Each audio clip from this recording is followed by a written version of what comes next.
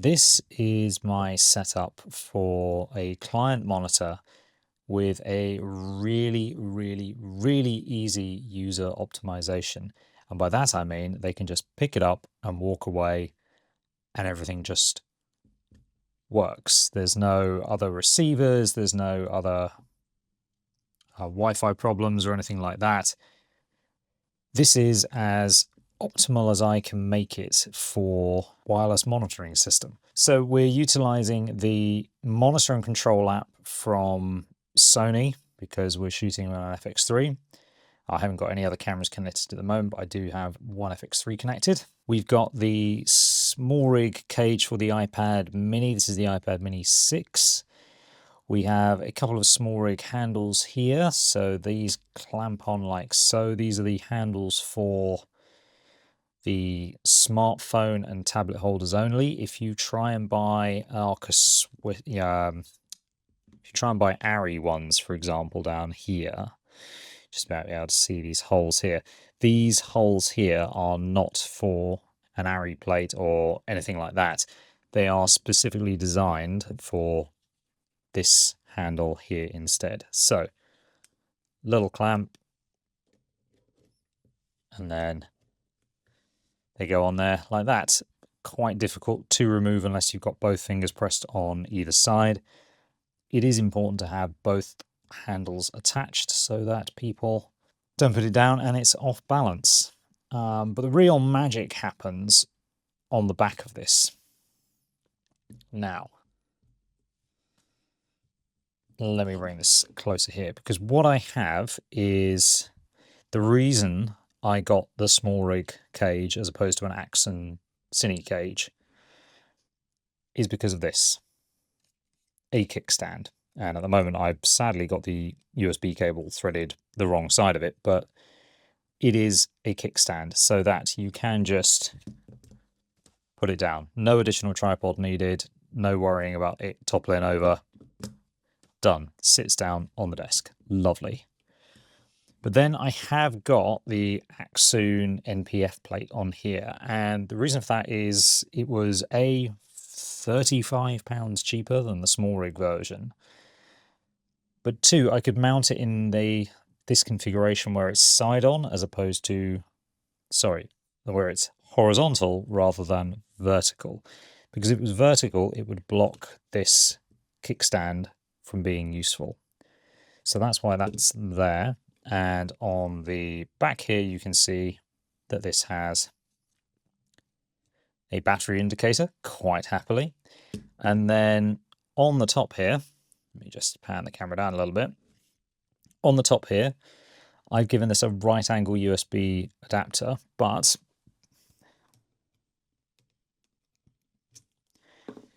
you actually have USB-A and 2 Type-Cs with power delivery being one of them. However, I'm not going to utilize that, but I am going to utilize a right angle adapter to protect the USB port. And the main reason for this is this.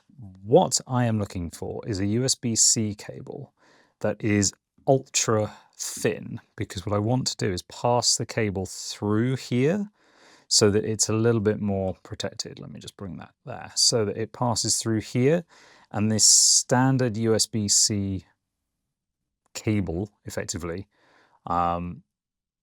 doesn't fit through that. So it's so that it is just that little bit more protected here from any form of cable damage. And sadly, any right angle adapters just aren't deep enough to go into the port through the cage. It's a very little thing, but it is something that I would really like an opinion on in how to fix this. I do think that this is the best option for if you want to utilize your iPad mini or similar style iPad and still have a multi-camera control, because we're all very used to director's monitors. Lord knows I've used loads of small HD director's monitors with handles and V-locks on the back, but I wanted something that was really idiot-proof, that didn't mean I had to have too many things plugged into my camera at the same time, so I didn't have to have a Holyland transmitter, I didn't have to have another monitor or monitor to Holyland, etc. I just wanted something that was really simple that I could just hand to a client and go, here it is. This is everything. And the good thing is that I can lock the screen. I'll bring that closer. I can lock the screen so that settings cannot be changed whilst I'm using them. And that's a big thing as well. But it just means that when I'm walking around and I'm lining up shots, I can check out false color. I can check out my waveforms. I can adjust things on the fly. It does just mean it's really, really suitable for that. The whole multicam thing would work a lot better and does work a lot better in instances where you have an iPad Pro or an iPad Air, something bigger than the iPad Mini. The iPad Mini is really great for single camera monitoring. It's fantastic for that.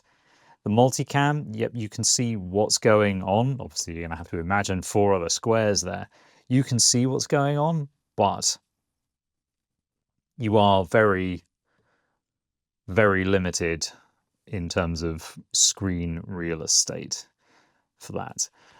Something which I'm really hoping that that Sony figures out is when you're in this multi-view mode, the live view frames per second. Let's see if I can bring that in there. Something which I'm hoping Sony is going to be able to figure out is just when you're in this multi-view mode, the live view frames per second drops very, very low. But when you go into main camera, for example, we'll just bring that here, you can see the live view is much, much better. I know that's just because it's feeding from one signal and trying to break it down across the 4 cameras. But if we could, or rather Sony could figure out what that... Basically, all I want is about 17 frames a second per camera just through Wi-Fi. That would be great, because then that means it's not quite juddery enough that people are ever going to notice too much. But ideally, if it's 24, 25 frames a second, then that's the best way of doing it. And then the secret sauce that really makes my iPad work, because it's not a cellular version of the iPad, is this very small router, which I've rather I've rather basically Velcro tied together to a power bank so that this is mobile at all times, because this power bank does require 9 volts, 3 amps, same as the FX3, in order to maintain its charge. So that is really quite handy. But this just means that I can have this in the bag next to me, and it's always kicking out a Wi-Fi signal, and I don't have to burn a hotspot. But if your iPad has cellular, you're not going to need something like this. But this is my solution for that. This is how I get around not having a cellular iPad. So that's it. I just wanted to show you a really quick demo of my director's monitor for clients with a really minimal setup like the Sony FX3. And that's it. Thanks for watching.